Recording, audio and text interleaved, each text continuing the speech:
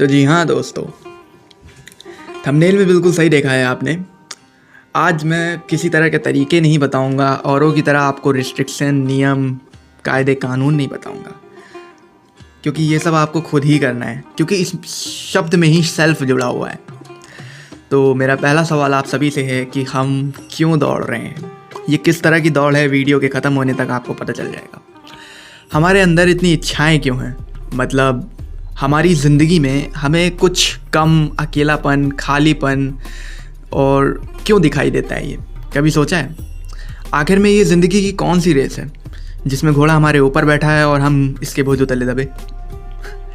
कोई नौकरी तो कोई छोकरी तो कोई अच्छे मार्क्स, और जब हमें ये नहीं मिलता तो हम बन जाते हैं कार्ल मार्क्स। क्यों? क्या आप भी इसी ट्रैप में फंसे हो? ऐसा है तो कमेंट में यस ज़रूर लिखना। देखो, मैं तुम्हें कुछ नया सिखाना चाहता हूँ, और हर नई चीज़ की ना एक खूबसूरती होती है, और आज की खूबसूरती है मेरा एक्सपीरियंस। ठीक है, तो मेरा पहला सवाल है कि क्या आप इमोशनली अवेयर हो? क्या आप अपने आप पर काम करते हो? हाँ, क्या? मुझे आज बहुत शांति सी दिखाई दे रही है। ऐसा लग रहा है कि मुझे इसके कोई रिस्पॉन्स नहीं मिलने वाले, लेकिन ये शांति मेरी बातों को समझने के लिए आपके लिए बहुत अच्छी है। चलो मैं इसे यहाँ से शुरू करता हूँ। मान लो कोई थॉट्स तुम्हारे दिमाग में आता है।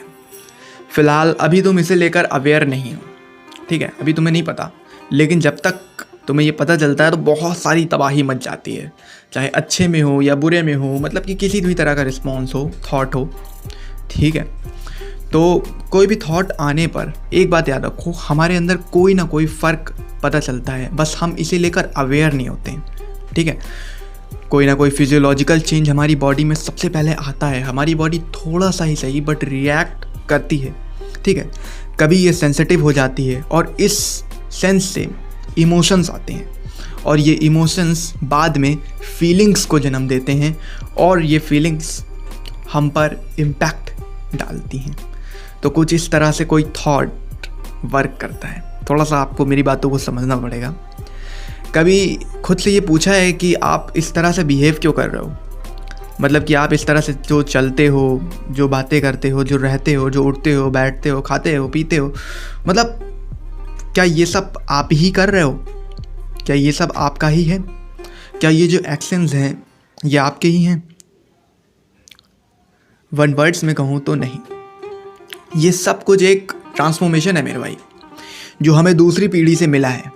हम जिस तरह से रिस्पॉन्स करते हैं, हम जिस तरह से बातें करते हैं, बोलते हैं, ये सब हमारे नहीं है, बस ये सिर्फ हमसे हो रहे हैं।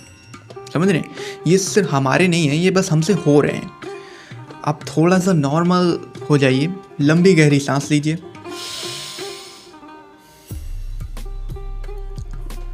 आप नॉर्मल सी सांसें लेने लग जाइए। अच्छा, मैं तुम्हें ये सब बेकार की बातें क्यों बता रहा हूँ? तुम ऑडियंस हो, तुम्हारा ये पूछना फ़र्क बनता है। ठीक है, अगर तुम मेरी वीडियो को क्यों देख रहे हो ये तुम्हें पता होना चाहिए, क्योंकि तुम इससे खुद को जान सको और अपने आप को समझ सको। हम जिस किसी भी दौड़ में दौड़ रहे हैं, उसमें जो कंपटीशन है ना, वो एग्जिस्ट ही नहीं करता। और अगर तुम ये चीज़ जान जाओ तो ये कंपटीशन तुम्हारे सामने अपना दम तोड़ देगा। सच में, बस अपने आप को अंदर से बदल कर देखो। इसके लिए तुम्हें कोई बाहरी बदलाव लाने की ज़रूरत नहीं है, वो आपके चेहरे में अपने आप झलकने लग जाएगा, वो चेहरे की चमक में अपने आप जाहिर होने लग जाएगा। अपने अंदर से बदलाव लाओ।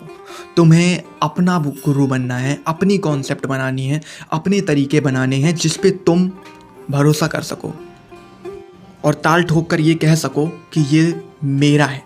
मेरा मीन्स माई। और इसके लिए तुम दुनिया से लड़ सको और अपने उसूलों पर चल सको।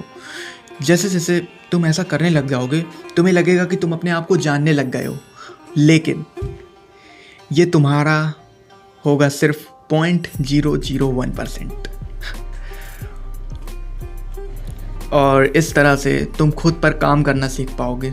तुम धीरे धीरे अपने आप को जानना शुरू कर दोगे। ठीक है, देखो, जो मैंने तुम्हें बताया अब इसे भूल जाओ। कुछ भी याद रखने की ज़रूरत नहीं है, क्योंकि हमें अपने दिमाग को ना इन्फॉर्मेशन से नहीं भरना है, हमें अपने दिमाग को हमेशा एक इम्पैक्टफुल नॉलेज से भरना है, जिसे हम एग्जीक्यूट कर सकें, अपनी रियल लाइफ में कुछ बदल सकें और एक ऐसा बदलाव लाएं जिससे कि हम अपने आप को बदलता हुआ देख सकें। ठीक है, तो इट्स टाइम टू गोइंग। जय हिंद, जय Bharat, stay tuned, expanding world.